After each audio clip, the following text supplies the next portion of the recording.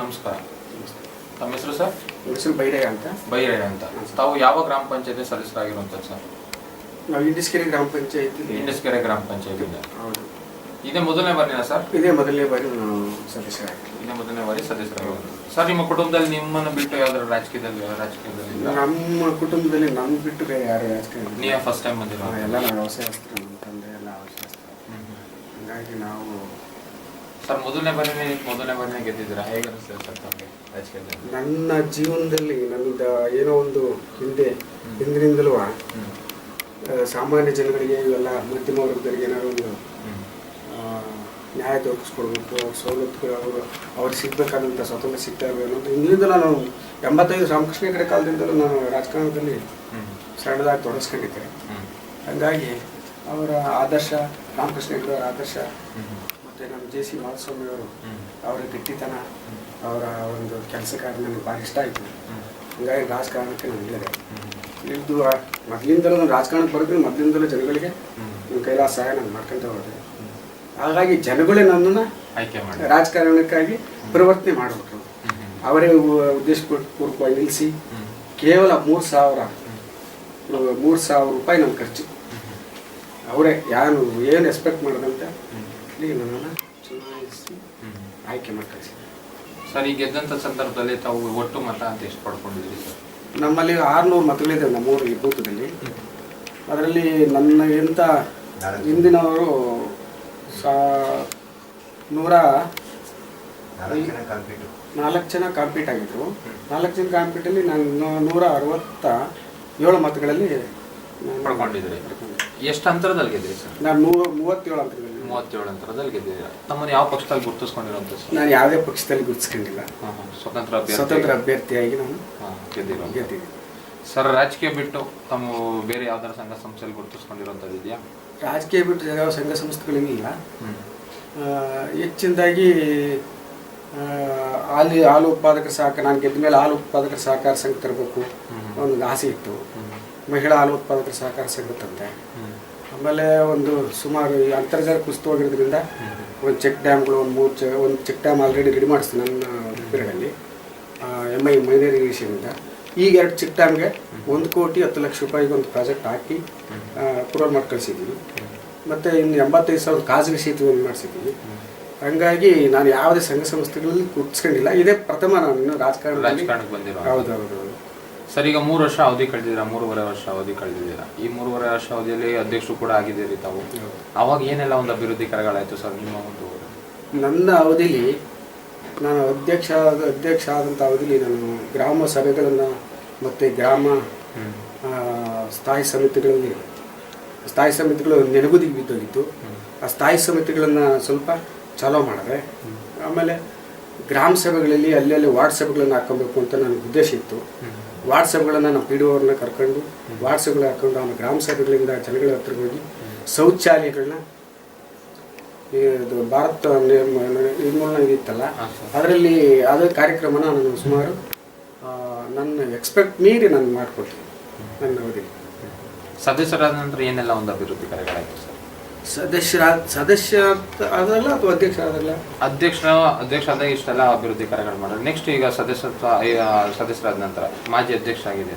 ಈಗ ಏನೆಲ್ಲ ಒಂದು ಅಭಿವೃದ್ಧಿ ಕಾರ್ಯಗಳಾಯಿತು? ಮಾಜಿ ಸದಸ್ಯರಾದ ಮೇಲೆ ಸುಮಾರು ನಾನು ಮನೆಗಳಾಗಿರ್ಬೋದು, ಬಡವರಿಗೆ ಮನೆಗಳು ಕೊಡಿಸೋ ಕಾರ್ಯಕ್ರಮ ಆಗಿರ್ಬೋದು, ಮತ್ತು ಇಷ್ಟೆಲ್ಲ ಒಂದು ನಾನು ಆಲ್ಮೋಸ್ಟ್ 33 ಮನೆ ನಮ್ಮ ವಾರ್ಡಲ್ಲಿ ಹೈಯೆಸ್ಟ್ ಶಕ್ತಿ ಮೀರಿ 33-35 ಮನೆಗಳನ್ನು ಕಿತ್ಕೊಂಡು ಶೌಚಾಲಯಗಳು ಸರ್? ಶೌಚಾಲಯಗಳನ್ನು ಅಲ್ಲಿಗೆ ನಮ್ಮಲ್ಲಿ 250 ಮನೆಗಳು ಬರ್ತವೆ. 250 ಮನೆಯಲ್ಲಿ 150 ಶೌಚಾಲಯಗಳನ್ನು ನಿರ್ಮಾಣ ಮಾಡಿದ್ದೀವಿ. ವೃದ್ಧಾಪ್ಯವೇತನಗಳು ಕೊಡಿಸಿದ್ದೀವಿ. ಆಮೇಲೆ ರೇಷನ್ ಕಾರ್ಡ್ಗಳಿಗೆ ಯಾರ್ಯಾರು ಬಡವರು ಇದ್ದಾರೆ, ಅಂಗವಿಕಲರು ಯಾರಿದ್ದಾರೆ ಅಂಥವ್ರಿಗೆಲ್ಲ ಗುರುತಿಸಿ ಕರ್ಕೊಂಡು ನಾನೇ ತಾಲೂಕು ಆಫೀಸಿಗೆ ಕರ್ಕೊಂಡು ಹೋಗಿ ಅವರಿಗೆಲ್ಲ ನಾನು ಸಹಾಯ ಮಾಡಿ. ಅಂಗನವಾಡಿಗೆ ಅಥವಾ ಶಾಲಾ ಕಟ್ಟಡಕ್ಕೆ ಯಾವ್ದಾರ ನಾನು ಅಧ್ಯಕ್ಷ ಆದಂಥ ಪಕ್ಷದಲ್ಲಿ 4,60,000 ರೂಪಾಯಿನ ಅದು ಇದು ಕುಂದೂರ್ಗಾಗಿತ್ತು, ಬೇರೆ ಗ್ರಾಮಕ್ಕಾಗಿತ್ತು. ಅಲ್ಲಿ ಯಾವುದೋ ಸಣ್ಣ ಪುಟ್ಟ ರಾಜಕಾರಣದಿಂದ ಅದು ಸ್ಟಾಪ್ ಆಗೋಗಿತ್ತು. ಅದು ಅಧ್ಯಕ್ಷ ಆದಾಗ ನನ್ನ ಗಮನಕ್ಕೆ ನಮ್ಮ BO ಅವರು ನನ್ನ ಗಮನಕ್ಕೆ ತಂದರು. ಅಲ್ಲಿ ಕುಂದೂರಲ್ಲಿ ಸ್ಟಾಪ್ ಆಗಿದೆ ಭೈರಪ್ಪ, ನಿಮ್ಮೂರಲ್ಲಿ ಒಂದು ಅವಕಾಶ ಮಾಡಿಕೊಡಿ ಅಂತ. ದಯಮಾಡಿ ಅದನ್ನ ಮಾಡಿಸ್ಕೊಂಡು 4,60,000 ರೂಪಾಯಿನ ಅನುದಾನ ತಂದು ಒಂದು ಹೊಸ ಹಳೆ ಕಟ್ಟಡ ಇತ್ತು, ಶಿಥಿಲವಾಗಿತ್ತು, ಅದನ್ನು ತೆರವು ಮಾಡಿ ಅದನ್ನು 4,60,000 ರೂಪಾಯಿ ಹಾಕಿಸಿ ಒಂದು ಒಳ್ಳೆ ಕಟ್ಟಡ ಮಾಡಿಸಿ ಅದನ್ನು ಇನಾಗ್ರೇಷನ್ ಮಾಡಿಸಿದ್ವಿ. ಕುಡಿಯೋ ನೀರಿನ ಸೌಲಭ್ಯ, ಕುಡಿಯೋ ನೀರಿಂದು ಬೇಕಾದಷ್ಟು ಮಾಡಿಸಿದ್ವಿ. ಪೈಪ್ ಲೈನ್ ಆಗಿರ್ಬೋದು, ಓವರ್ ಟ್ಯಾಂಕ್. ನಮ್ಮೂರಲ್ಲಿ ಜನಸಂಖ್ಯೆ ಆಧಾರದ ಮೇಲೆ ಓವರ್ ಟ್ಯಾಂಕ್ ಕೊಡೋಕೆ ಬರಲ್ಲ ಅಂತ ಹೇಳಿ 1,000 ಜನಸಂಖ್ಯೆ ಮೇಲಿರಬೇಕು ಅಂತ ಹೇಳಿದ್ರು. ನಮ್ಮ ಜಿಲ್ಲಾ ಪಂಚಾಯತ್ ಸದಸ್ಯರಾದಂಥ ಆನಂದರವಿ ಅವರ ಕೋಪರೇಷನ್, ಅವರ ಸಹಾಯ ತಗೊಂಡು ನಾನು ಅವ್ರ ಜೊತೆ ಸೇರಿ, ಅವರು ಅಧ್ಯಕ್ಷರಾಗಿದ್ದರು, ಅವರಿಗೆ ಜಿಲ್ಲಾ ಪಂಚಾಯತ್ ಅಧ್ಯಕ್ಷರಾಗಿದ್ದು, ನಾನು ಅವಾಗ ಅಧ್ಯಕ್ಷ ಆಗಿದ್ದೆ. ಅವ್ರಿಗೆ ಕರೆಸಿ ನಮ್ಮೂರಿನ ಸಮಸ್ಯೆ ಅವ್ರಿಗೆ ಹೇಳಿ ನಾನು ಅದನ್ನು ಓವರ್ ಟ್ಯಾಂಕ್ ವ್ಯವಸ್ಥೆ ಮಾಡಿ ಸುಮಾರು ಕೋಡಲ್ಪಾಳ್ಯ, ಹೊಸಟ್ಟಿ, ನಮ್ಮೂರಿಗೆ ಪೈಪ್ಲೈನ್ ಮಾಡಿಸಿ ಮನೆ ಮನೆಗೂ ನೆಲ್ಲಿ ವ್ಯವಸ್ಥೆ ಮಾಡಿದ್ವಿ. ಈ ಸುತ್ತ ನಮ್ಮ 15 ಹಳ್ಳಿ ನಮ್ಮ ಪಂಚಾಯತ್ ವ್ಯಾಪ್ತಿಗಿಂತ ನಮ್ಮೂರಲ್ಲಿ ಕುಡಿಯೋ ನೀರಿಂದು ಸ್ವಲ್ಪ ಸುಧಾರಣೆ ಮಾಡಿಸಿದ್ವಿ. ಆದರೆ ಸಾಕಷ್ಟು ಅಭಿವೃದ್ಧಿ ಕಾರ್ಯಗಳಾಗಿದೆ ಸರ್ ನಮ್ಮ ಕಡೆ. ಉಳಿದಿರುವಂಥ ಇನ್ನೂ 1.5 ವರ್ಷ ಅವಧಿ ಅಂದರೆ 15 ತಿಂಗಳಿದೆ. ಈ 15 ತಿಂಗಳು ಇನ್ಯಾವ ರೀತಿಯಾದ ನನ್ನ ಮುಂದೆ ಉದ್ದೇಶ ಏನಿದೆ ಅಂದರೆ ಅಂತರ್ಜಲ ಇಂಪ್ರೂವ್ ಮಾಡಿಸ್ಬೇಕು ಹೆಚ್ಚಿನದಾಗಿ. ಖಂಡಿತ ಸರ್, ಅಂತರ್ಜಲ ಇಂಪ್ರೂವ್ ಮಾಡ್ತಾ ಹೊರತು ನಮ್ಮ ಮುಂದಿನ ಪೀಳಿಗೆಗೆ ಯಾವುದೇ ಕಾರಣಕ್ಕೂ ಸರ್ಕಾರ ಏನೇ ಸವಲತ್ತು ಕೊಟ್ಟರು, ಸರ್ಕಾರ ಎಷ್ಟೇ ಅನ್ನಭಾಗ್ಯ ಕೊಟ್ಟರು, ಈ ನಮ್ಮ ಅಂತರ್ಜಲ ಇಂಪ್ರೂವ್ ಆಗೋವರೆಗೂ ನಮ್ಮ ಮುಂದಿನ ಸುಧಾರಣೆ ಖಂಡಿತ ರೈತರಂತ. ಯಾವ ರೀತಿ ಹಾಕೊಂಡಿದ್ದೀರಿ ಸರ್? ನಮ್ಮಲ್ಲಿ ಏನಾಗಿದೆ ಅಂದರೆ NRIG ಅಂತ ಒಂದು ಸ್ಕೀಮ್. NRIG ಸುಮಾರು ಆಕ್ಷನ್ ಪ್ಲಾನ್ ಮಾಡಿಸಿದ್ವಿ ನಮ್ಮ ಭಾಗದಲ್ಲಿ. ನಮ್ಮ ಭಾಗದಲ್ಲಿ ನಮ್ಮ ಪುಣ್ಯಕ್ಕೆ ಈ ಗುಡ್ಡ ಇರೋದ್ರಿಂದ ಈ ಗುಡ್ಡದಿಂದ ಇಲ್ಲಿ ಹಂಸಂದ್ರ ಸಾರಿಗೆ ಆಗಲಿ ಕೆರೆವರೆಗೂ ಹೋಗೋದು. ಅಲ್ಲಿಂದ ಅಲ್ಲಿವರೆಗೂ ಚೆಕ್ ಡ್ಯಾಮ್ಗಳು, ಅಣೆಗಳು, ಪಿಕಪ್ಗಳು ಸಿಕ್ಕಾಬಿಟ್ಟು ಬೇಕಾದಷ್ಟು ಮಾಡಿಸಿದ್ದೀನಿ. ಮುಂದಿನ ಎಸ್ಟಿಮೇಟ್ ಸಹಿತ ಮಾಡಿಸಿದ್ದೀನಿ. NRIGಲಿ ಕಾರ್ಯಕ್ರಮ ಸೇರಿಸಿದೆ. ಗೋವುಗಟ್ಟುಗಳು ಯಾವಾಗ ಹಳೆ ಉಳಿಕೆ ಉದ್ದು ಮುಚ್ಚೋಗಿದ್ದು, ಅವು ನೆನಗುದಿ ಬಿದ್ದಿದ್ದವನ್ನೆಲ್ಲ ಮುಂದೆ ತಗೊಳ್ಬೇಕು ಅಂತ ಹೇಳಿದ್ವಿ. ಎಲ್ಲ ಸೇರಿಸಿದ್ದೀನಿ ಆಕ್ಷನ್ ಪ್ಲಾನ್ಗೆ. ಇನ್ನು ಈ ಚುನಾವಣೆ ಬಂದಾದ ನಂತರ ನಾವು ಕಾರ್ಯಕ್ರಮ ಮಾಡ್ತೀವಿ. ಸರ್, ತಮಗೆ ರಾಜಕೀಯ ಗುರುಗಳು ಅಂತ ಹೇಳಿದಾರ, ಯಾರೋ ಒಂದು ಮಾರ್ಗದರ್ಶನದಲ್ಲಿ ತಾವು ಹೋಗ್ತಾ ಇರೋವಂಥದ್ದು? ನನಗೆ ಮಾಧುಸ್ವಾಮಿನೇ ರಾಜಕೀಯ ಗುರುಗಳು. ಅವರು ನಾನು ಮೊದಲು ಅವರು SLC ಮುಗಿಸಿ ಬಂದ ತಕ್ಷಣ ಅವ್ರು ಕರ್ಕೊಂಡು ಹೋಗಿ, ಅದೇನು ನಾನು ನೋಡಿದ್ರೆ ಗೊತ್ತಿಲ್ಲ, ನಾನು ಕರ್ಕೊಂಡು ಹೋಗಿ ಅವರು ನನಗೆ ಅವರೇ ಸ್ವಲ್ಪ ನಾನು ಗುರುಗಳು ಅಂತ ಹೇಳ್ತಾರೆ. ಈ ಸಂದರ್ಭದಲ್ಲಿ ಅವ್ರಿಗೆ ಏನು ಹೇಳಕ್ಕೆ ಇಷ್ಟಪಡ್ತಾರೆ ಸರ್ ನಮ್ಮ 24x7 ಕರ್ನಾಟಕ ಡಾಟ್ ಮೂಲಕ? ಅವರು ಕುಟುಂಬ ಮತ್ತು ಅವರ ಸಂಸಾರ ಚೆನ್ನಾಗಿರಲಿ, ಸುಖೋಪರವಾಗಿರಲಿ. ಅವ್ರ ಸೇವೆ ಇನ್ನೂ ಬೇಕು ನಮ್ಮ ಕರ್ನಾಟಕಕ್ಕೆ. ಅವ್ರ ಸೇವೆನ ನಮ್ಮ ಜನಗಳೇ, ನಮ್ಮ ಮತದಾರ ಪ್ರಭುಗಳು ಅವ್ರನ್ನ ಕಡೆಗಣಿಸ್ತಾ ಇದ್ದಾರೆ. ಅವರು ಯಾವುದೇ ಥರದ ಜಾತಿ ರಾಜಕಾರಣ ಅವರಲ್ಲಿ ಇಲ್ಲ. ಆಮೇಲೆ ಸಾಮಾನ್ಯ ಜನಗಳು ಏನಾಗಿದ್ದಾರೆ ಅಂದರೆ ಅವರಿಗೆ ಆಗದಂಥ ಜನಗಳು ಅವರು ಜಾತಿ ರಾಜಕಾರಣ, ಗಡ್ಸು, ಗಟ್ಟಿತನ, ಹೋದ ಕಾಫಿ ಕೊಡಲ್ಲ ಅನ್ನೋ ಒಂದೇ ಒಂದು ಉದ್ದೇಶಕ್ಕೆ, ಇಷ್ಟೇ ಅವ್ರ ಕಾರಣ. ಹಂಗಾಗಿ ಅವ್ರನ್ನ ಮೂಲಗುಂಪು ಮಾಡಿದ್ದಾರೆ. ದೇವರು ಭಗವಂತ ಮುಂದಿನ ದಿನಗಳಲ್ಲಿ ಅವರ ಆದರ್ಶಗಳನ್ನು ಎಲ್ಲ ಜನಗಳಿಗೂ ಬರಲಿ, ಆ ಆದರ್ಶ ಅಂತ ಹೇಳ್ತಾ ನಾವು ಶುಭ ಹಾರೈಸ್ತೇವೆ. ಸರ್, ನೀವು ಈ ಸ್ಥಾನ ಬರ್ಬೇಕಾದ್ರೆ ನಿಮ್ಮ ಗ್ರಾಮದ ಪ್ರತಿಯೊಬ್ಬ ಜನತೆಯೂ ಕಾರಣ. ಹೌದೌದು. ಅವರ ಅತ್ಯಮೂಲ್ಯವಾದ ಮತಗಳನ್ನ ನೀಡಿ ನೀವು ಒಂದು ಗ್ರಾಮ ಪಂಚಾಯತ್ ಸದಸ್ಯರಿಗೆ ಆಯ್ಕೆ ಮಾಡಿದ್ದಾರೆ. ಈ ಸಂದರ್ಭದಲ್ಲಿ ನಿಮ್ಮ ಗ್ರಾಮದ ಜನತೆಗೆ ಏನೊಂದು ಅಭಿನಂದನೆ ಸಲ್ಲಿಸಕ್ಕೆ ಇಷ್ಟಪಡ್ತೀರಾ ಸರ್?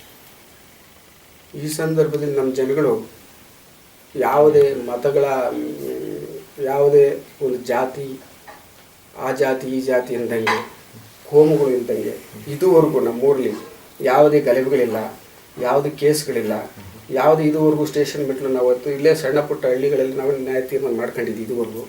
ಇನ್ನು ಮುಂದೂ ಸಹಿತ ನಾವು ಹಳ್ಳಿಯಾಗಿ ಇರೋಣ, ದಿಲ್ಲಿ ಆಗೋದು ಬೇಡ. ನಾವು ಹಳ್ಳಿ ಜನಗಳಾಗಿ ಒಳ್ಳೆಯವರಾಗಿ ಒಳ್ಳೆ ಶಾಂತಿ ಪ್ರಿಯರಾಗಿ ಹೋಗ್ತಾರೆ ಅಂತ ಅವರಿಗೆ ಒಳ್ಳೇದು ಹಾರೈಸ್ಬೇಕು ಅಂತ ನಿಮ್ಮ ಉಳಿದ ಪಂಚಾಯತಿ ಸದಸ್ಯರಿಗೆಲ್ಲ ನಮ್ಮ 24x7 ಕರ್ನಾಟಕ ಮೂಲಕ ಅವ್ರಿಗೆ ಏನೊಂದು ಸಂದೇಶ ಹೇಳಕ್ಕೆ ಇಷ್ಟಪಡ್ತೀವಿ ಸರ್ ತಾವು?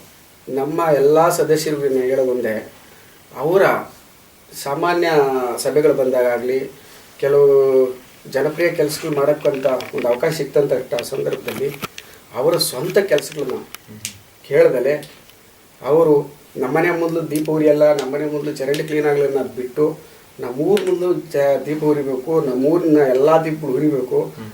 ಹಂಗಾಗಿ ಸಾರ್ವಜನಿಕರಿಗೆ ಹೆಚ್ಚು, ಅವರಿಗೆ ಬಡವರಿಗಾಗಲಿ, ಆಮೇಲೆ ಅಲ್ಪಸಂಖ್ಯಾತರಿಗಾಗಲಿ, ಆಮೇಲೆ ಅಂಗವಿಕಲರಿಗಾಗಲಿ ಅವರಿಗೆಲ್ಲ ಹೆಚ್ಚು ಒತ್ತು ಕೊಟ್ಟು ಅವರು ಒಳ್ಳೆ ಕೆಲಸ ಮಾಡಿದರೆ ಮುಂದೆ ನಾವು ಹೋಗೋ ಮಾರ್ಗದಲ್ಲಿ ನಮ್ಮ ಹಿಂದೆ ಬರೋ ಮಕ್ಕಳು ನಾವು ಅದನ್ನು ಅನುಸರಿಸ್ತಾರೆ ಅಂತ ಹೇಳ್ತಾ ನಾನು ಅವ್ರಿಗೆ ಹೇಳೋದು ಇಷ್ಟಪಡ್ತೀನಿ. ಓಕೆ ಸರ್, ಇದೇ ರೀತಿ ಒಂದು ರಾಜಕೀಯದಲ್ಲಿ ಬೆಳೀತಾರೆ ಅಂತ ಹೇಳ್ತಾ ಇಷ್ಟು ಕಾಲ ತಮ್ಮ ಮನದಾಳದ ಮಾತುಗಳ ಹಂಚಿಕೆಗೆ ಧನ್ಯವಾದ.